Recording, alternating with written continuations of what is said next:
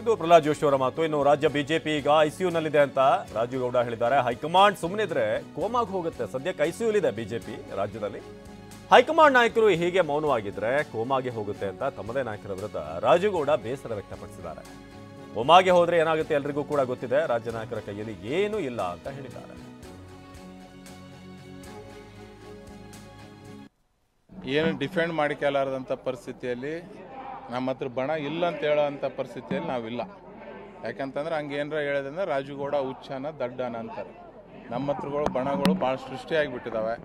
ನಾವು ಹೈಕಮಾಂಡಕ್ಕೆ ಒತ್ತಾಯ ಮಾಡಿದ್ದೇವೆ. ಈ ಬಣಗಳನ್ನು ಸರಿಪಡಿಸಿಲ್ಲ ಅಂತಂದರೆ ನಮ್ಮ ಪರಿಸ್ಥಿತಿ ಭಾಳ ಚಿಂತಾಜನಕದ. ಆಲ್ರೆಡಿ ಈಗ ನಾವು ಐಸಿಯುನಲ್ಲಿದ್ದೀವಿ.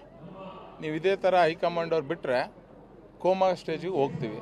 ಹಂಗಾಗಿ ಸಾಮಾನ್ಯ ಪ್ರತಿಯೊಬ್ಬ BJP ಕಾರ್ಯಕರ್ತ, ಯಾಕಂದರೆ ನಾವು ಏನೇ ಮಾಡಿದರೂ ಅಧಿಕಾರಗೋಸ್ಕರ ಮಾಡ್ತೀವಿ. ನಾನು ಮುಂದೆ MLA ಆಗಬೇಕು, ಮಂತ್ರಿ ಆಗಬೇಕು ಅನ್ನೋ ಒಂದು ಆಸೆಗೆ ಮಾಡ್ತೇನೆ.